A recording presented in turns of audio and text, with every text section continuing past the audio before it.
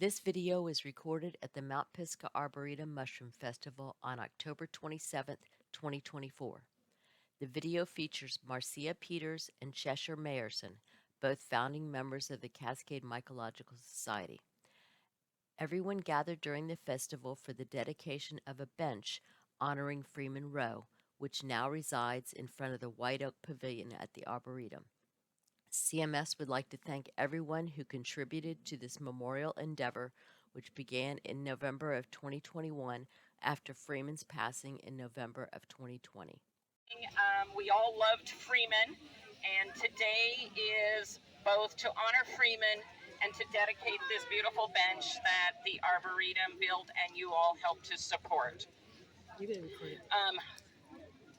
This is kind of my feeling about Freeman. So I think the world is a much better place for his 90 years on this planet. You know, he was an amazing inspiration. The Mount Pisgah Arboretum was very lucky to have him on its board 40 plus years ago. Lane Community College was super lucky to have him as an educator. And we were all really lucky to just know him. In the early years of the Arboretum, money was tight. There was one part-time employee, Tom Locascio. And where is Tom? He's here somewhere. Did you make it? Out of the need to be able to pay Tom's salary, the Wildflower Festival was started.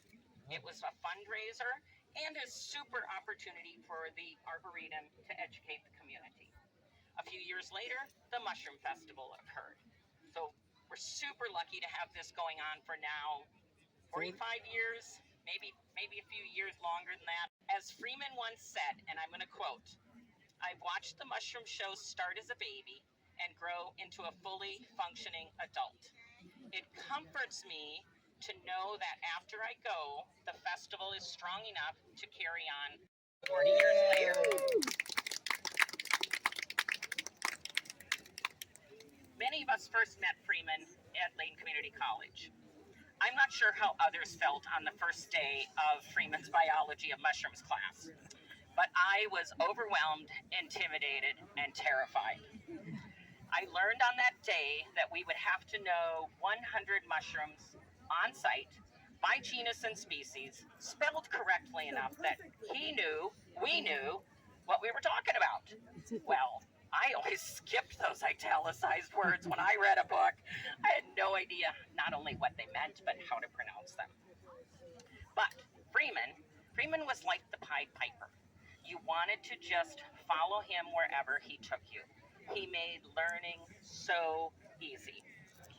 I thought about dropping the class that all those years ago, but fast forward, I didn't. Many of Freeman's students went on to work in natural resources.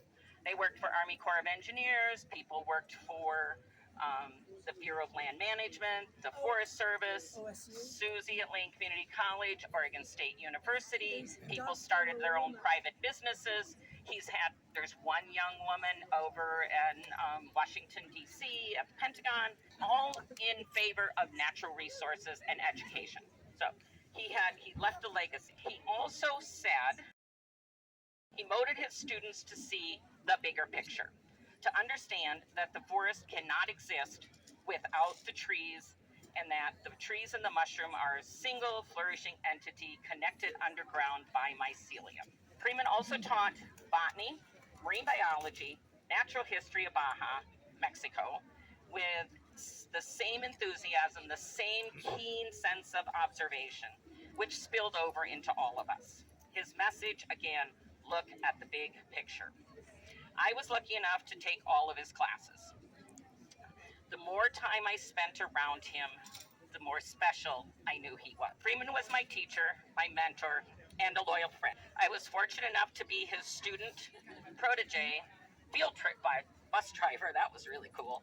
And most of all, his friend. He once got out of bed at 10 p.m. to come and get me in the woods and pull out my friend's car, not mine, out of the ditch. Freeman always said, "See how smart you are? Well, on that trip back to town, he didn't say that. He said, "See how smart you aren't." He did not.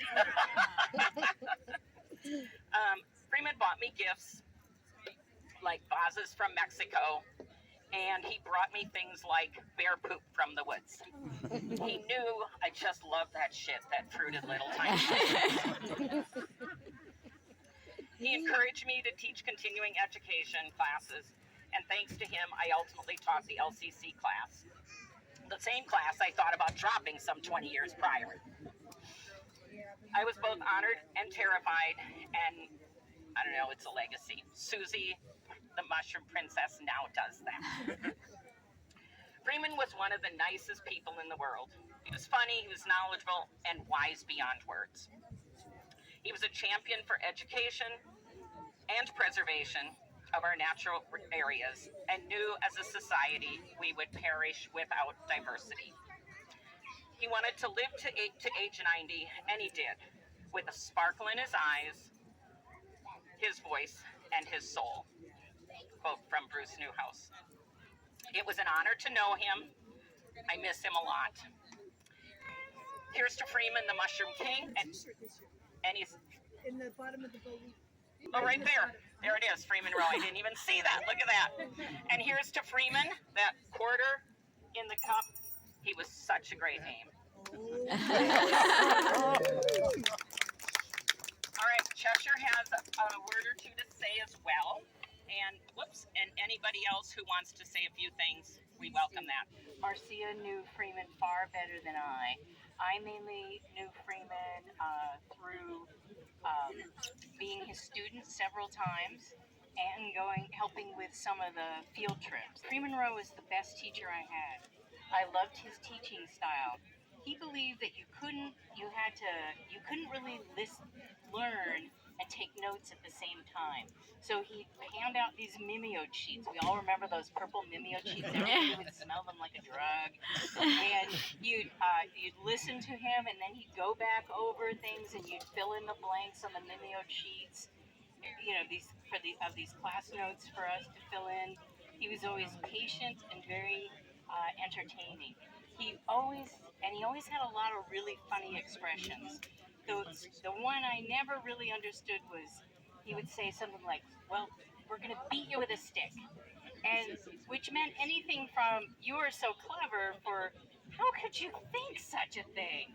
It was just this all-purpose thing where he was just trying to get your attention. During the mushroom show, Freeman always held court at the experts table. People would bring in boxes of mushrooms for him to ID from their yards, and he'd tirelessly and patiently go through the box and to ID the mushrooms people shoved in his face. As Marcia said, he was a tireless advocate for education and conservation, and I mean, he was a big reason that I felt that brave enough to go to OSU and study and get into natural resources. So we miss Freeman, and as Marcia said, I feel like our area, especially, the world is better for him, but especially he had a huge impact on the local community, and really in terms of conservation, education, and just all the people we see around here. So would anybody else like to say something? Weren't you in the first mushroom show? Didn't you help him start the mushroom show? I think I was at the first mushroom show, and then worked a couple years, and then basically around 1981, which was the second time I took the class, I basically have been pretty much at every mushroom show since then. 81 was the first. 81 was the first? Okay, First then... year, right? First mushroom show. Okay, so I was at the first, that was the year I took class. And I remember the mushroom show that year, it was in the old Quonset hut, which was just this big metal arch. It was like being in a giant culvert. And we had tables, and there were student posters all the way around the outside. And it was really dark in there. I remember, like, walking around with a flashlight to look at stuff, and the first year we just had things on paper plates with the names written on them, and it was packed. I mean, What? And freezing cold. I remember the next year when we did it, it was also freezing cold, and the Arboretum rented heaters for us because I remember like coming out and bringing blankets to sit on because they had these little, those metal folding chairs. And I remember that first year, my butt was numb when I got home. It took me a hot bath to get back to normal. So yeah, it was, and it was really wonderful how it just kept building. Do you think Cascade Mycological Society would be a club without Freeman? On one hand, he wanted there to be a club so that we Right. could all get together and have a way of finding each other. Right. On a personal level, he had some mixed feelings about it because of, liability. But I really think there would not be a club without Freeman because he really inspired people. He really did. He And inspired. those of us who started the club, we did so because we got to know each other as a mushroom show that he created. For his class. Or both. Yeah, Right, or or both. He created the community around fungi that kind of sprouted the mushroom show. That's club. really great. Intentional. So I'm just going to turn this off. So would anybody else like to say something? Terry Mandel, who was here today, was one of the illustrators of Freeman's mushroom. Me too. These were, he passed, at first he passed these out. You got first the ones, I think it was a Xerox sheet. He spent money on Xerox over the Mimeo. And they came in a sheet, and you would glue the names on the back, or glue them to playing cards, and then you'd use them as flashcards for the class. And then a later edition, when copying got to be two-sided, then the names were on the back, and you could go, when you signed up for the class, you would buy a book and a set and two sets, one that was just genus, which is what this is, and one that was genus species of the mushroom cards. Yeah, I have both of those. Me too. I still do. And then he also did ones for wildflowers too. And I don't know, did you illustrate the wildflower ones? I thought so. Cheshire, I'd Yes. like to say something here. Please I knew- do. So I knew Freeman perhaps 1% as much as a lot of the people who really associate with the Mushroom Festival. But when I hear you talk about him, that the kindness, the gregariousness, all of that, it's a sign of a person's character that generosity. it wasn't just to those he knew or his classes, but he would extend it to strangers. I was a stranger, Bruce. He was my neighbor. I didn't know him in Springfield. I was a stranger in town, and you welcomed me. He just welcomed you into your home. All those qualities were so fantastic. And every time I met him, I feel like, I don't really know Freeman well, but hey, Freeman, and just like, oh, there you are, and just welcome you in like that. What an amazing character. When I see the people he brought together in his Tom way, went to it's Baja fantastic. with him. Me and Brenda were on the first Baja trip together, an ill-fated trip. Because back then there were no satellites that showed the weather. And we ended up in this little point called Punta Baja, and we caught the tail end of a hurricane.